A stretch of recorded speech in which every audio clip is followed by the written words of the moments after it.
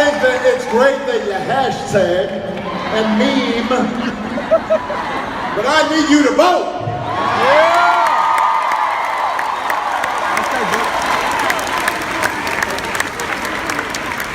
You know, I tend not to watch a lot of TV, even though I've got a little more time on my hands, but you know, Michelle and I get the same commercials in DC as y'all do here. Okay. And I've seen enough of them to know that Ralph's opponent is pulling from that same old playbook. Don't boo, vote.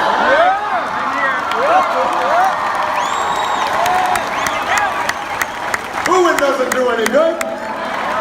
Voting does some good.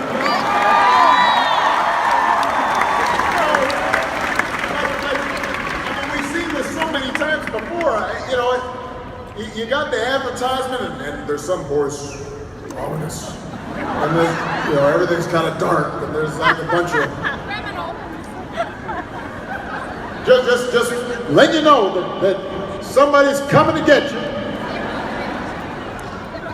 that our values are at risk if you vote for Ralph. They don't really tell you exactly why. We've seen it before. And it's a tactic, by the way, that shows Ralph Sapone doesn't really think very highly of Virginians. Because I don't think anybody really thinks that somebody who spent his life performing surgery on soldiers and children suddenly is cozying up to street gangs. Well, that strange credulity. That sounds like a fib. Sounds like an okie doke. Nobody believes that. Does anybody really believe that Ralph spent his whole life in Old Dominion and then he's going to run for governor and suddenly try to erase Virginia's history? That is not what this election's about. That is distraction. That is phony. Yep. That is divisive. It's not true. Look, we all have valid concerns about crime. We have legitimate concerns and even legitimate differences around how to manage immigration in a way that's orderly and fair. But the fact is that crime and illegal immigration are nearly as low as they've been in decades. They were last year as well. And Ralph's opponent knows it. He's gone on record in the past condemning the very same kind of rhetoric that he's using right now. And if he honestly thought these were serious issues, he'd offer serious solutions. But he's not, because what he's really trying to deliver is fear. What he really believes is that if you scare enough voters, you might score just enough votes to win an election. And that's what makes this kind of anything goes politics just so damaging and corrosive to our democracy. It's just as cynical as politics gets. It's not going to create jobs. It's not going to educate kids. It won't clear up traffic. It won't clean up the environment. It won't protect your health care.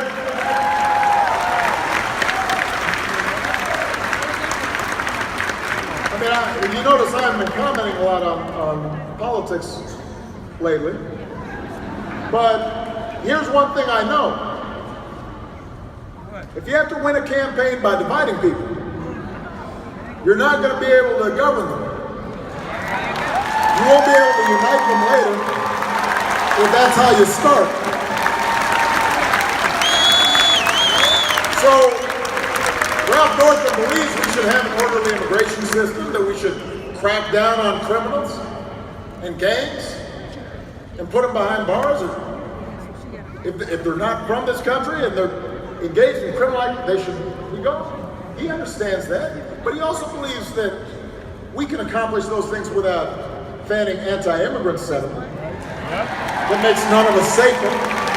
He believes that every young person should get a great education and every worker should have the tools they need to find a good job in growing industries, and that that's really what is going to make a difference in the lives of Virginians all across this state. He's a hunter and an Army vet and a doctor who knows better than most what assault weapons can do. And he knows that we can protect our rights and our kids at the same time. He's not trying to scare somebody. He's trying to put in place sensible solutions.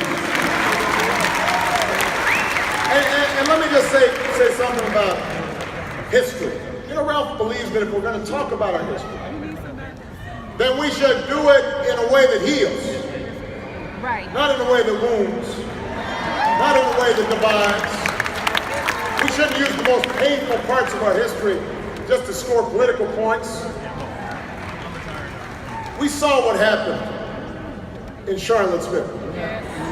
But we also saw what happened after Charlottesville, when the biggest gatherings of all rejected fear and rejected hate and the decency and goodwill of the American people came out. That's how we rise. We don't rise up by repeating the past. We rise up by learning from the past and by listening to each other and knowing that we're all flawed. But we still try to presume some baseline measure of goodness and decency and patriotism. And we look for the good in other people, not the worst. We think of ourselves as Americans first. That's how we should be thinking about our history. Listen, I've written about this before. My father was from Kenya, as you know. Well, some of you know. Some of you may have forgotten. But I've written about the fact that my mother, you can trace her lineage, and like I'm a 8th or 9th or 10th or something cousin removed from Jefferson Davis, who was the head of the Confederacy. Think about that. I'll bet he's spinning in his grave.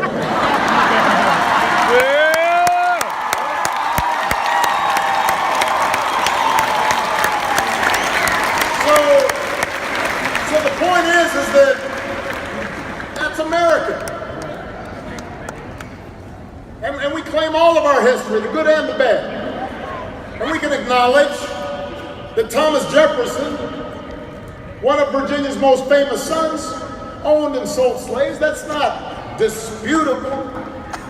And we can also acknowledge that he wrote the words, we hold these truths to be self-evident, that all men are created equal, that they are endowed by their Creator with certain unalienable rights, that among these are life and liberty and the pursuit of happiness. And we can recognize that even if our past is not perfect, we can honor the constitutional ideals that have allowed us to come this far and to keep moving toward a more perfect union. That's what America is. That's who we are.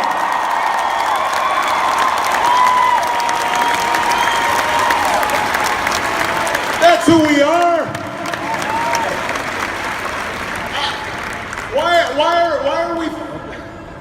Why are we deliberately trying to misunderstand each other and be cruel to each other and put each other down? That's not who we are. It was those ideals provided to us by our founders that drew waves of immigrants to our shores, that drove waves of troops to storm beaches the world away to save democracy. It was those ideals that led generations of Americans to march for workers' rights and women's rights and voting rights and civil rights and LGBT rights to expand the reach of our democracy. It's that conviction that we can choose our own course and shape our own destiny that's given generations of ordinary citizens the capacity and no matter how bleak things seem, no matter how difficult things were, to keep moving this country forward. That's who we are. And it started in part right here in Virginia. That's what our founders understood. That for all of our flaws, our fate is in our own hands. That was the radical idea of America. That we decide our direction. Not some king, not some despot, but us, citizens. And our progress doesn't always go in a straight line. Sometimes we take 2 steps forward and we might take a step back. They understood that too. But the idea of America is not about going backwards. It's about pushing forward.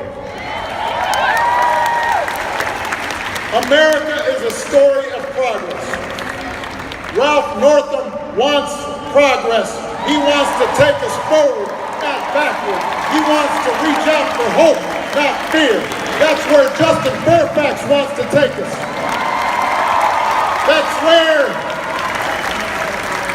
That's where you should want to take us. We need you to take this seriously because our democracy is at stake, and it's at stake right here in Virginia. And if you play your part, not just voting yourself, but talking to your friends and your neighbors, and fellow students and co-workers, then I'm confident Virginia will make the right choice, just like you did with Mark Warner, just like you did with Tim Kaine, just like you did with Terry McAuliffe, just like you gave me a chance. We need your help. Elections matter. Voting matters. You can't take anything for granted. You can't sit this one out. It's up to you. And if you believe in that better vision, not just of our politics, but of our common life,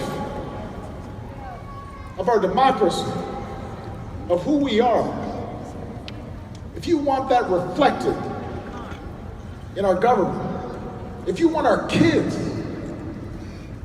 to see our government and feel good about it, and feel like they're represented, and you want those values that you are teaching your children reinforced, the values of generosity and tolerance and community and hard work and responsibility, if you want to see that reflected, then you've got to go out there. Yep. Come on now. You got 19 days to knock on some doors. You got 19 days to go out there and campaign. Is it 18 now? I started yesterday. That's why I need your help, to help me count and to help me make sure that we're making enough phone calls to get Ralph Northam elected, that we're making enough door knocks to get Justin Fairfax elected. If you do, I guarantee you not only will Ralph Northam be your next governor and Justin Fairfax be your next lieutenant governor, but you are going to send a message all across this great country and all around the world of just what it is that America stands for. I love you, Virginia. God bless you. Let's get to work.